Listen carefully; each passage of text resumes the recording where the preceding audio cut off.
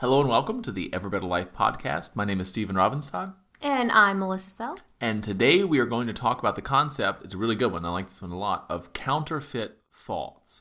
So in working with people, one of the basic, biggest problems that most people deal with, whether they're aware of this or not, one of the biggest obstacles to overcome in kind of guiding people and mentoring them and coaching them is getting them to stop thinking things that don't feel good to them. Basically, different people have different problems in different areas of life, and they're associated with different things and different people and different contexts and different situations and all this different stuff. But at the end of the day, our creative process, it's individual to us in the sense that what we create is different. But the manner in which we create it is always basically the same at the pattern level.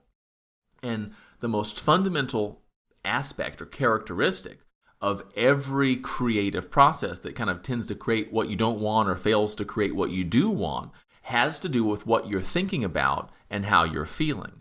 And one of the biggest challenges to get people to, everyone wants to feel better. That's like one of the biggest drives. In fact, even people who want more money or they want to have a relationship or they want to have more of some material thing or some experiential thing. The reason they want the things that they do is that they believe that they will feel better as a result of having those things than they do not having them, right? So it's always about feeling better. And yet one of the biggest habits that people have to overcome in this kind of project of learning to kind of improve what it is like to be you, one of the biggest habits that needs to be broken or that has to be broken is the habit of thinking thoughts that feel bad, the habit of tolerating, of allowing, of putting up with, of accepting bad feelings. We just get so used to it, right? We're accustomed to it. It is within our comfort zone to spend a certain amount of our time feeling bad, and we kind of just accept it. And we look around and we see that it seems as if everyone feels at least as bad as we do, about as much of the time as we do, and some people seem to feel a lot worse. And that's kind of like our criteria for evaluating whether we're doing okay. Am I depressed? Well, depressed compared to what? Compared to the average. That's essentially what that is, and that it's relative, not relative to how we could be feeling, not relative, necessarily to how we felt in the past or, the best point of our life, but relative to what seems to be going on kind of in the world around us, relative to the worst point in our life. Well, I'm feeling better than that. And just switching that criteria around, changing that up, getting people just to see that the measuring stick that you are using to determine how you evaluate what it's like to be you relative to what it could be like to be you, what you want it to be like to be you, what we can allow it to become, to be like to be you. Switching that criteria is just such an incredibly powerful thing. Yeah, just kind of this basis of valuing your feeling good. I used to just not value. I didn't really... I really kind of accepted that there was going to be a certain amount of time, I don't know, base it on a week, on a month, that is you're just getting through it. You know what I mean? You're not feeling particularly good. You're not feeling particularly bad. You're just kind of meh. You're just kind of going with the flow. You don't have really high expectations for how you're going to feel on a day if it's just a work day or, back when I was in school, it wasn't like I didn't feel great all the time, but I didn't think of that as a bad thing. I didn't really think of much of it at all because I didn't really value my feelings as some kind of cosmic currency, which is what it really is. And so the more I've learned to value my feelings, the more that's changed for me. Yeah, and so one of the biggest things, so when we teach people, it's this idea about start paying attention to, start becoming aware of, start accepting responsibility for, start exercising conscious choice regarding what you are thinking about and how you are thinking about it. Start paying attention to what you are focusing on and start paying attention to all of the things that are happening in your life experience by virtue of the fact that you are focusing the way that you are.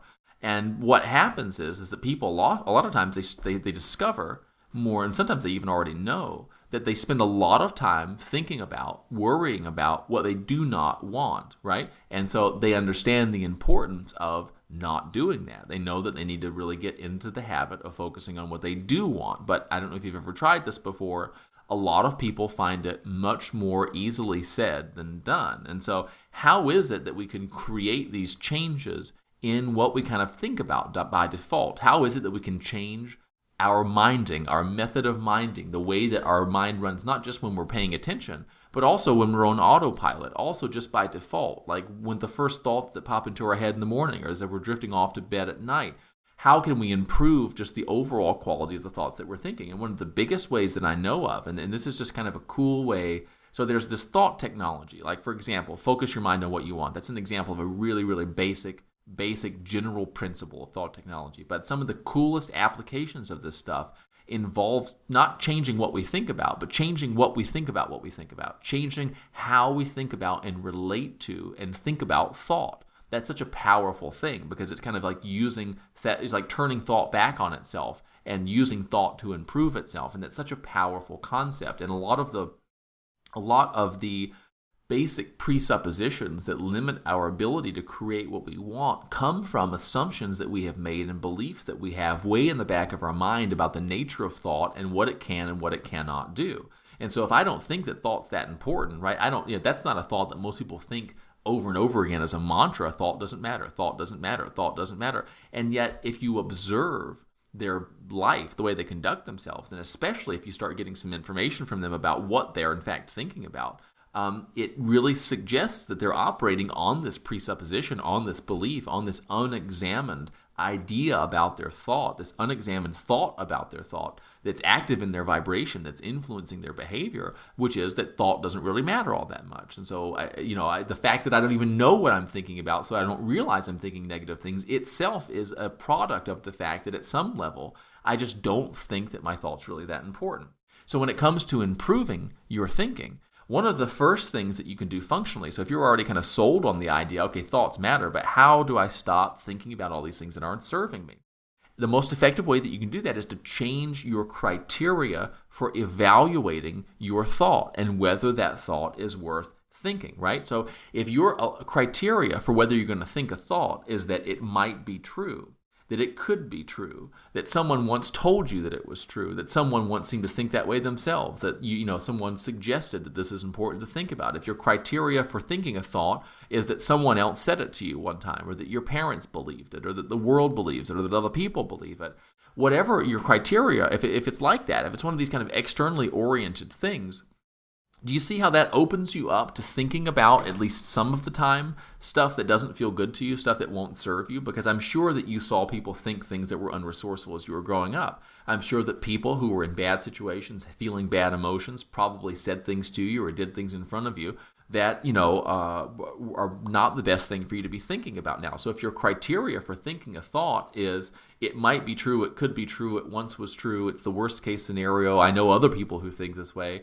I don't want it to be true about myself, so I think about it all the time. I mean, some of it's really crazy stuff like that. You're opening yourself up, right? This is an information processing issue. This is a criteria-based issue, which is that somewhere inside of yourself, you've got these rules, you've got these like algorithms, you've got this setup that determines to you on some unconscious deep level what it makes sense to think about. And it matters so much what those criteria really are, right? And I will suggest to you that the best and the only criteria for evaluating your thought, evaluating the value of your thought, evaluating whether the thought that you're thinking is worth thinking again, is how it feels to you and whether or not it feels good.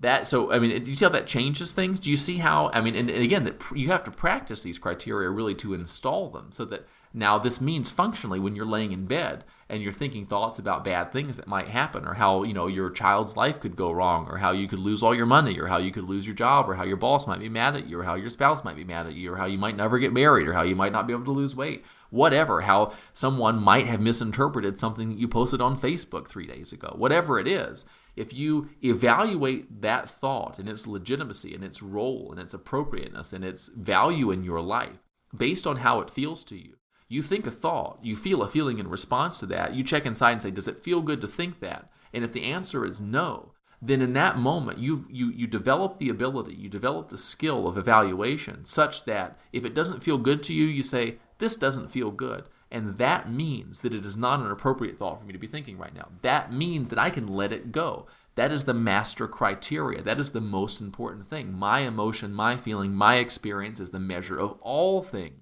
And it sure as hell is the measure of the thoughts that I'm going to allow to clang around inside my head. And that's such a powerful and such a liberating realization. It'd be such a great thing to have this sort of perspective early on in life because, especially when you're a kid, you just accept what people say. You just, you trust the people around you, you trust the grown-ups, and you don't think it's your place to question certain things. And so you find your safety in behaving like the people around you. And so you accept their beliefs. You accept the way that they see the world and what they think about. And if you don't have any understanding that your thought is a creative mechanism and that whether or not you feel good matters, it matters so much to the kind of life that you're going to create for yourself and what you're going to attract.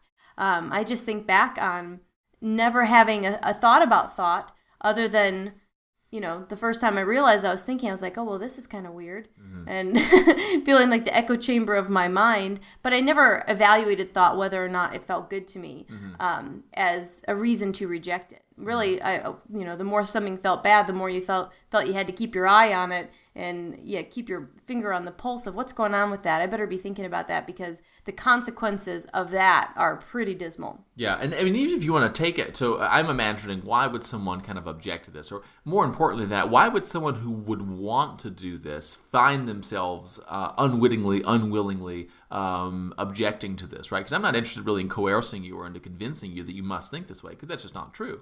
But if you want to think this way, I want to make it maximally easy for you to do so. And I want to let you know that I've probably explored some of your potential objections or some of your concerns about it. And one of the things is, well, what if this is being unrealistic? What if this is just delusional? And my question to that, or in response to that, would be, have you ever worried about something before and had it not happen? Right? Or have you ever worried about something and had it happen and had your response be exactly the same as it would have been had you never worried about it at all and you just responded to the situation when it came up? And it's this basic understanding that, you don't have a clear picture of reality. You don't see things as they are. You see them as you are, which is to say you see them as you are thinking, right, in a given moment in time.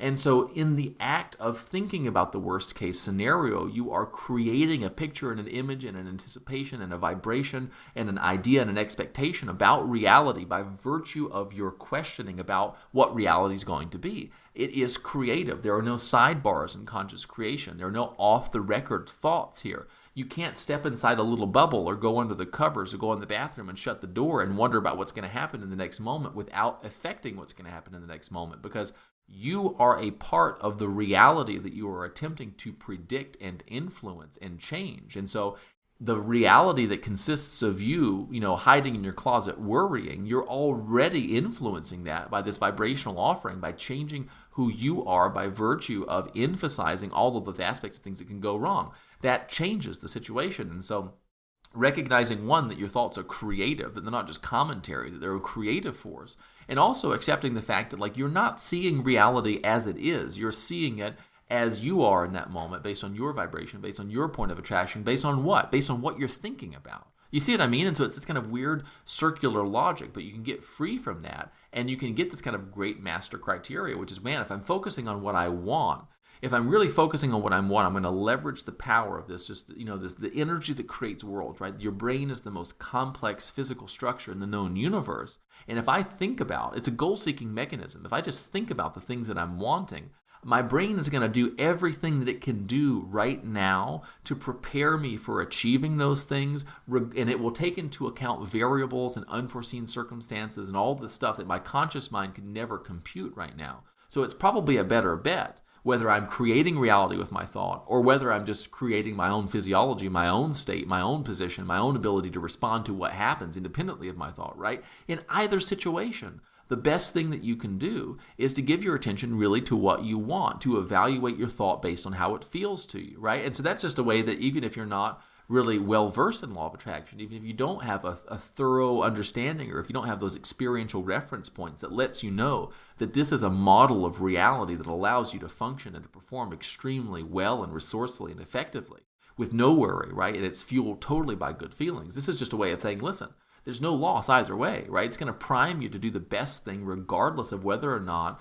you're 100% certain that this is actually how things are happening. The effect that it has on you allows you to interface with reality in ways that are maximally resourceful. And this reminds me of one of the things that we talk about, which is this whole idea of mental money. And we've got this idea that, like, you're thinking somewhere between 50 and 70,000 thoughts. You're thinking some number of thousands of thoughts, right? An uncounted, abundant number of thoughts every single day. And we have this idea that it's like cognitive currency. It's like mental money. Every single thought represents like a bill, $100 bill or whatever. And if you've ever gone to a store and you especially if you're trying to like you're using like a large bill, like a 50 or really like 100, and you give it to the person, they kind of shine it up, they kind of hold it up to the light, or they'll sometimes even shine like some kind of light behind it, and they're like looking for certain things, and they're examining, right, to find out if it's counterfeit or not. They're looking to see if it's a legitimate piece of currency, if it's legitimate money.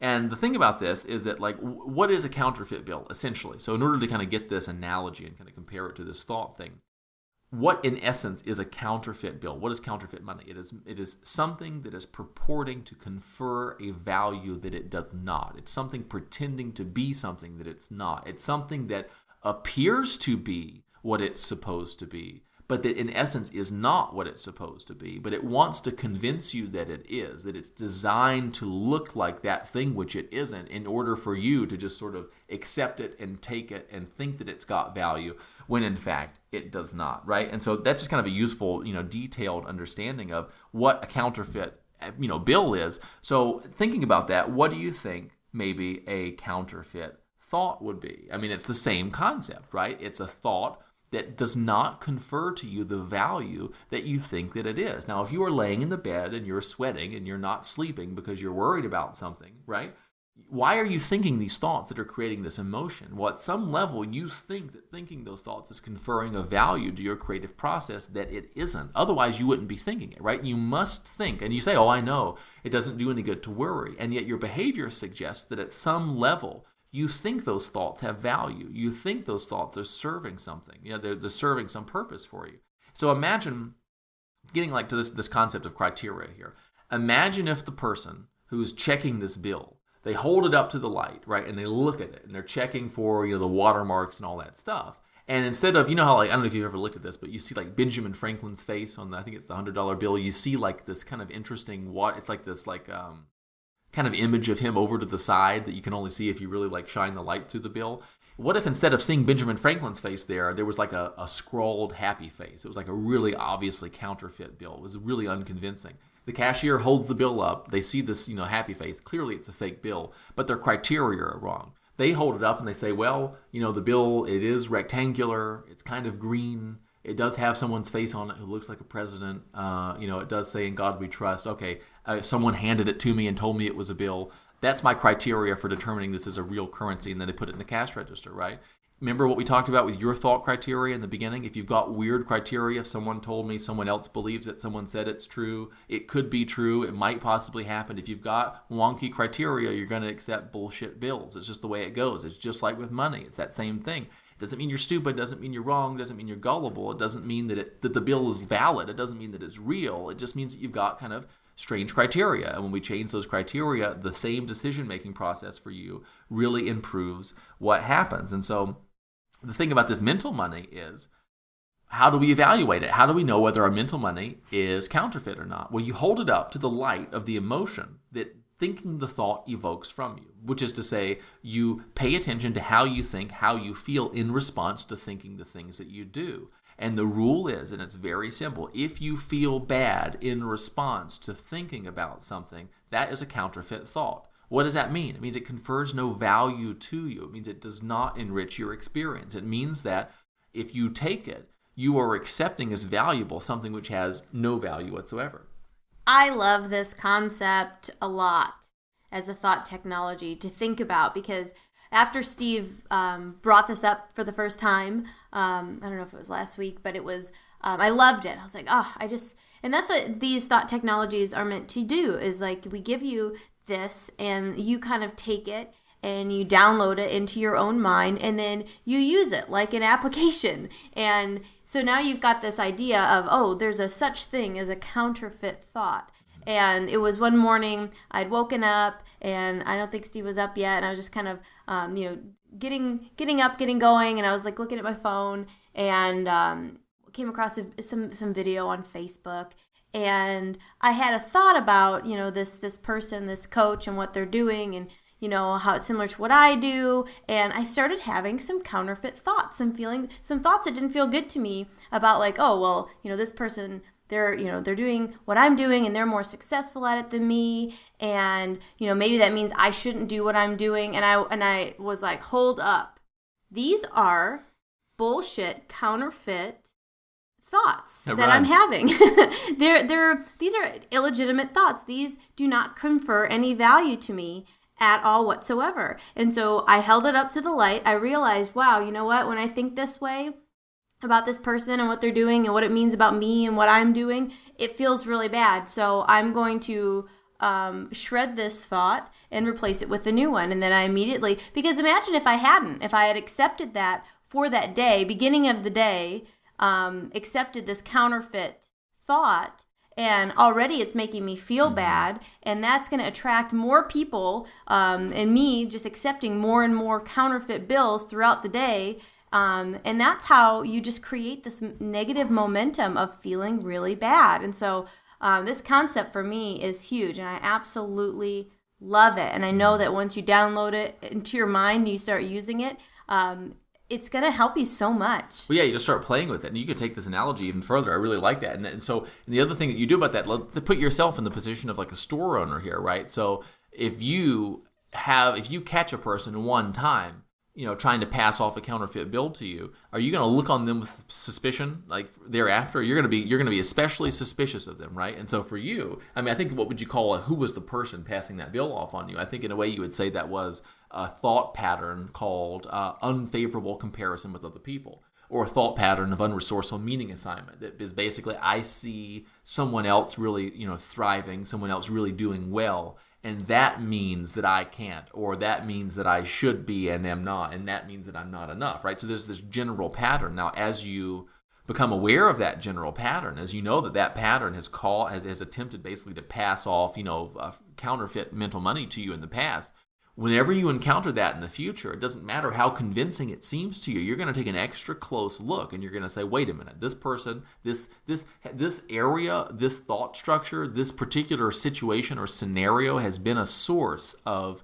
very convincing and yet totally fraudulent and fake and counterfeit thought to me in the past. And so I'm going to really examine how I feel in response to that. And if it's the more convincing it is, the more important your criteria about how it feels become, because it can be very, very, very convincing. You can collect all kinds of evidence that all kinds of terrible things about you and the world and what's possible are true, but it will never pass go if your criteria, if you stick with it, that basic thing, hold it up, and if it doesn't shine right, if it doesn't look right in the light of the emotion that it evokes from you, that you feel in response to the thinking of it, then it's counterfeit. Throw it away. And I guarantee you that if you knew something was a $100 bill that was counterfeit, you would have no problem, no hesitancy whatsoever with throwing it away, because you know you're not losing any value. The problem is right now, you think that these bad thoughts about yourself and the world and other people might have some value. You're like, well, maybe it's not $100, but maybe this fake $100 bill has like $25 worth of value. Maybe like 1/4 of the time it's useful. No, it's either counterfeit or it's not. It either feels good or it's not. And if it doesn't feel good, then you don't need to think it. And if there is something in your life that is important enough to think about, the reality is, the truth is, the inescapable, just kind of like bottom line is, if it's important enough to think about it, it's important enough to find a way of thinking about it that allows you to feel good. And if you will get to that point of finding a way of thinking about it that allows you to feel good, then at that point it's a valuable thought by definition, because it's feeling good to you, right? So if you can look at other coaches and if you can look at their success and what you perceive it to be and compare it to yours and do it in a way that evokes from you some kind of positive emotion, okay, well then that's fine. You see how perfect this is, how infallible this is, how you can't go wrong with it? So let's take the analogy just a little bit further. Let's say that you're a store owner and you are kind of lax in your evaluation of this money, right? You just kind of just take whatever is handed to you. You don't think too much of it. You're not aware, maybe not even aware of counterfeit bills. Just imagine how credulous you would be. Just imagine how susceptible you would be to receiving all this fake money. How long do you think it would take for word to get around town, right, that you can go down to so-and-so's place and pass off obviously fake bills, and they don't even look at them, right? So the more you believe this stuff, the more of it you get. The more you accept those counterfeit bills, the more you accept those counterfeit thoughts, the more of them are going to try to be passed off in your store, in your creative process, in your mind. And so in the beginning, when you start evaluating this stuff, you might, not be surprised to find 85% of the thoughts that you catch yourself thinking in a day might be counterfeit. Well, wouldn't you be passing off because listen, there's people like Melissa and I and lots of other people who've been doing this stuff for a while. These bills don't pass over here. They don't get accepted, right? So they got to be used in places that are either too busy, right, to pay attention. They just are thinking so many thoughts, they can't evaluate each one because there's just too many and they don't take the time to look at them. And so, if you are in the past, if you've been kind of suckered by this stuff, you're probably going to find that a lot of them try to get passed off. As you begin to throw them out, though, as you begin to not accept them, a higher quality of thought will begin to come to you, because after a while, you keep throwing these thoughts out on the basis of your feeling. Something clicks, something changes in you. It's like, man, okay, well, they're not going to accept these thoughts. We're not going to get anywhere until we come up with one that's going to be acceptable based on these new criteria, right? And I mean, the more you do that, the better the thoughts get. And it's just it's just so easy. It's so easy because it's your criteria. You don't need to ask anybody else. You don't need to, confer with anyone else. You don't need to get anyone else's feedback. I mean, you can if you want to, and sometimes it feels good, but guess how you can evaluate what they tell you? You can evaluate what they tell you based on how you feel in response to it. And if you feel bad in response to it, one of two things is true. Either what they're telling you isn't useful for you, or the way you're thinking about what they told you isn't useful for you. And in any case, you need to change one of those things and get feeling good about the situation, because nothing good comes from your bad feeling. You don't make good decisions. You don't engage in good behaviors. Your vibrational offering, it just attracts to you more things to feel the way you're feeling in the moment that you make that offering, which is bad. So you don't want that. And so as you begin to evaluate this, and that's the thing too, please do not allow anyone to tell you that this is being delusional. Please don't allow anyone to tell you that this means that you're not receptive to feedback. That's not what it means. It just means that you get the full force of your imagination, your thinker, this magnetic, apparatus that you have in your mind, working to say, all right, if I'm going to allow this or that into my view of myself, the world, or other people, I need to find a way to process this that allows it to have a positive effect on my vibration and my vibrational offering, which is to say, I need to find a way of thinking about this aspect of reality. If I'm going to give my attention to it, if I'm committed to giving my attention to it, if that's the way it's going to be, I'm going to look here and nowhere else. I'm going to use my resources. I'm going to use my ability, my power, my skill to find a way of looking at what I'm looking at that allows me to feel good about it, so that I can then go off and create and attract more of the stuff that I want. And so that's the thing. You can stay on the subject that feels bad to you, if you're willing to be creative enough to find a way to look at that subject that allows you to feel good. This is mental alchemy. Because what was alchemy? That was, trying to turn rocks into gold. We wanted to figure out a way, how do we turn this stuff that has no value into this thing that we give the greatest monetary value? And that's what you're going to do. And that's what you're going to do with your life circumstances as they are right now, with the feedback that you're getting. You're going to take that stuff and you're going to turn it into freaking gold. And for you, that is going to bring good feelings, and you're going to be able to deposit this gold into your mental bank account.